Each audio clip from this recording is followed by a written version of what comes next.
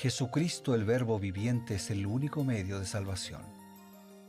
Él es el centro del pensamiento de nuestra vida, la fuente y la autoridad de la doctrina. El principal propósito de la vida de Cristo fue la obediencia a los mandamientos, exaltando la ley de Dios como un reflejo de su carácter.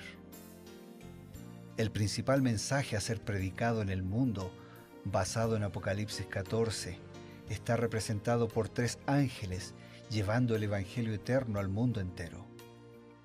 Este mensaje se basa en los encantos inigualables de Cristo y declara que la hora del juicio ha llegado y llama a obedecer los mandamientos de Dios. Mediante su palabra, Dios ha comunicado a los hombres el conocimiento necesario para la salvación. Las Santas Escrituras deben ser aceptadas como dotadas de autoridad absoluta y como revelación infalible de su voluntad. Y aunque el canon de las Escrituras inspiradas está cerrado, el Espíritu Santo continúa iluminando, amonestando y confortando al pueblo de Dios a través del testimonio de Jesús, el Espíritu de profecía. El camino a la vida se traza a través de un camino angosto que debe ser recorrido con confianza en las promesas que Dios dejó a hombres y mujeres fieles que dedicaron sus vidas hasta la muerte por el Evangelio eterno. Los fundadores de la Iglesia soñaron con el día en que la revelación sería una realidad en sus vidas. Miraron con los ojos de la fe a aquel día glorioso cuando finalmente la promesa sería cumplida en la venida magistral de Jesucristo a esta tierra para recompensar a cada uno según sea su obra.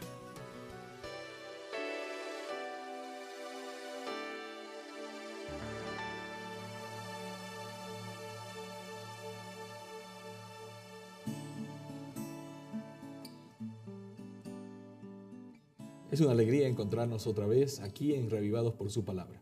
Estamos como cada día analizando de manera más profunda un capítulo por día y lo hacemos siempre munidos con lo que significa el espíritu de la profecía, que no es otra cosa que la dirección de Dios para la iglesia a través de los profetas. Estamos con el pastor Bruno Razo y justamente aquí empezamos a compartir este programa. Bienvenido. Muchas gracias, Pastor Ever. Estamos juntos contigo y con todos nuestros amigos, con todos nuestros hermanos, para seguir profundizando hoy en el capítulo 8 del libro de Números, descubriendo, redescubriendo, fortaleciendo las lecciones para aplicar a nuestra vida. Sin duda, pastor. Pues bien, este capítulo 8 está dedicado a la consagración de los levitas. Todo el capítulo habla de cómo los levitas fueron separados, apartados y consagrados por Dios. Algunos dicen, bueno, porque la tribu de Leví se encargó del sacerdocio y por eso fueron consagrados. ¿Qué nos dice el Espíritu de Profecía respecto a que si había alguna otra razón por la cual ellos fueron consagrados a Dios? Voy a compartir y a leer una declaración del libro Patriarcas y Profetas que tiene respuesta a esa pregunta. Los que no habían participado en la apostasía debían colocarse a la derecha de Moisés. Los que eran culpables pero se habían arrepentido a la izquierda. La orden fue obedecida y se encontró que la tribu de Leví no había participado del culto idólatra. Entre las otras tribus había muchos que aunque habían pecado manifestaron arrepentimiento, pero un gran grupo formado en su mayoría por la multitud mixta que instigara la fundición del becerro persistió tercamente en su rebelión. Entonces se formaron allí dos grupos, ¿no? O sea, un grupo que siempre se había mantenido fielmente de parte del Señor y el otro grupo que había participado de la adoración del becerro, de ídolos, que en definitiva es negación de Dios, pero que se había arrepentido, o sea que habían restaurado su relación con Dios, habían recuperado su relación de fidelidad.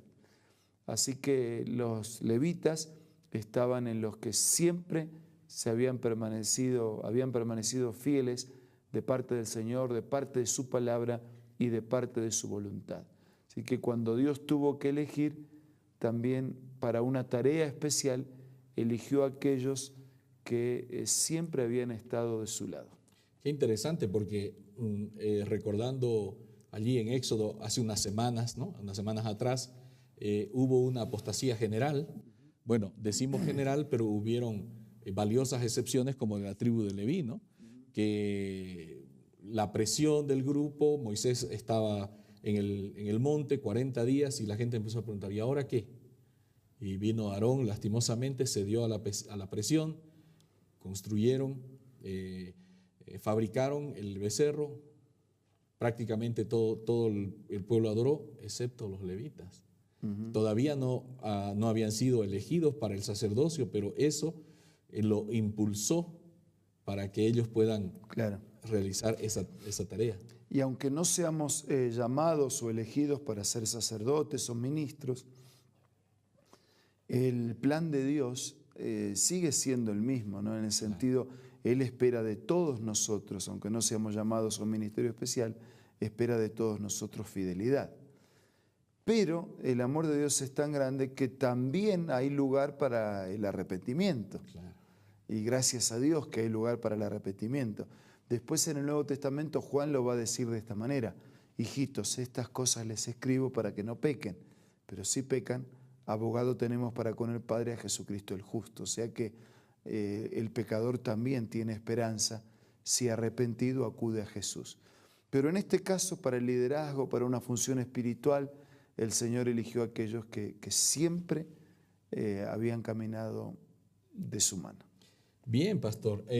Justamente aquí podemos ver que realmente este grupo, esta tribu, fue muy fiel, cumplió, se mantuvo de parte de Dios, fue consagrada y pues ahí tenemos los resultados, ¿no? ¿Habrá alguna otra cita que confirma esto? Sí, voy a compartir esta otra declaración del libro Cristo en su santuario. El Señor aceptó a la tribu de Leví para la obra del santuario. Mediante este señalado honor, Dios manifestó su aprobación por la fidelidad de los levitas, tanto por haber cumplido fielmente su servicio como por haber ejecutado sus juicios cuando el resto de las tribus apostataron al rendir culto al becerro de oro. El sacerdocio, no obstante, se restringió a la familia de Aarón. Así que hay un Dios que se satisface, se complace con la fidelidad de los levitas, tanto por haber cumplido su servicio, también como por haber sido instrumentos en las manos de Dios en la desaprobación de aquel evento de idolatría y de abandono del Señor. Y sin embargo así, Él todavía restringió más a la familia de Aarón el sacerdocio. O sea, no todos somos llamados a ser hijos de Dios. Claro. Pero no todos tenemos que ser dirigentes religiosos, líderes religiosos, ministros, sacerdotes, rabinos. Pero todos somos llamados a ser hijos de Dios.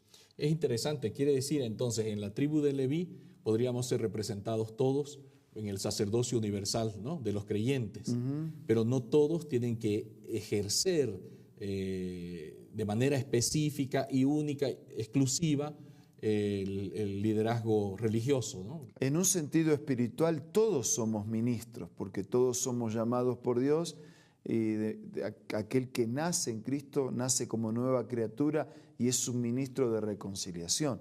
Todos somos llamados a hacer cartas abiertas y leídas y a representar el mensaje del Señor. Pero en un sentido litúrgico, ministerial, pastoral, no todos son llamados a dedicar de tiempo completo su vida al ministerio. Pero sí todos somos llamados a ser representantes del Señor.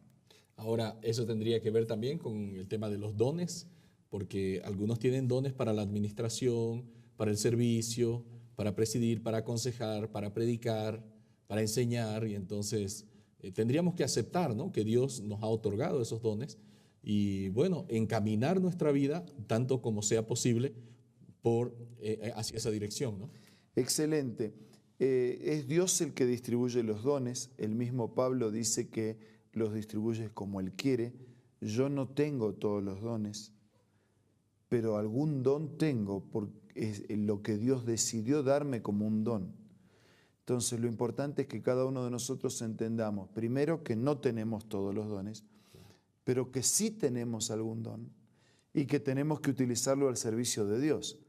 Elena de White utiliza una figura hablando de la iglesia y dice que es como un jardín.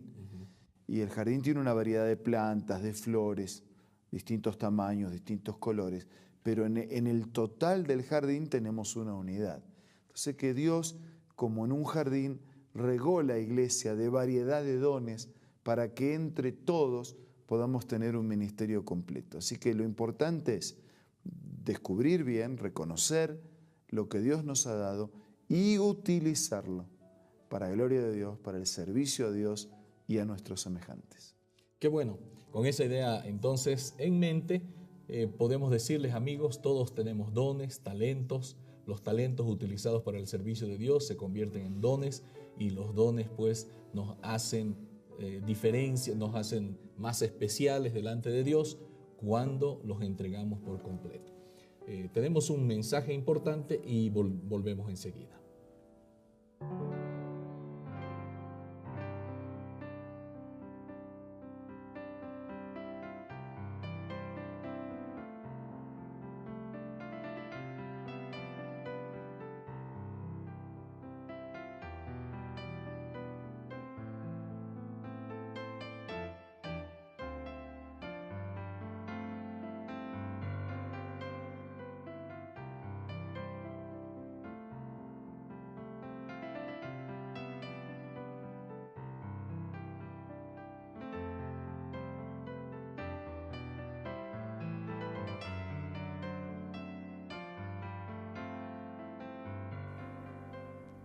¿Qué tal?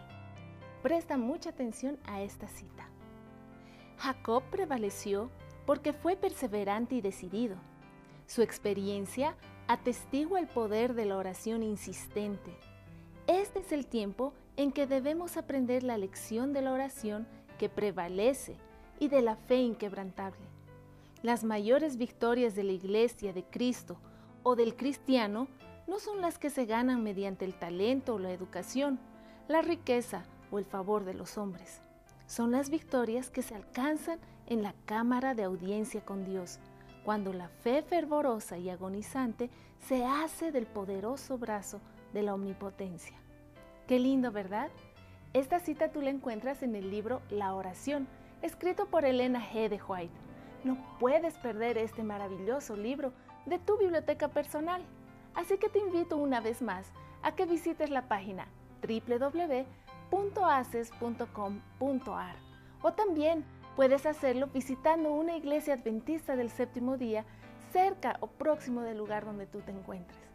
También, si te gustan las aplicaciones y la tecnología, descárgalo como Elena G. de White del App Store o del Play Store.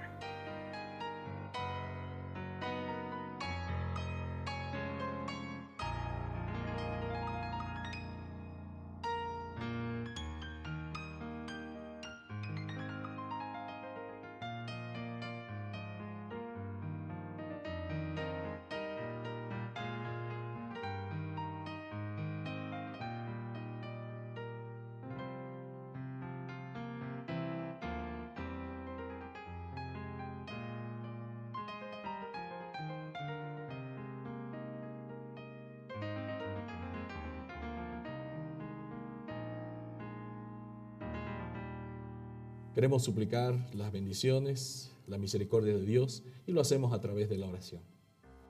Padre eterno que estás en los cielos, te agradecemos por las bendiciones, por los dones que has dado a nuestra vida y a la vida de tu iglesia.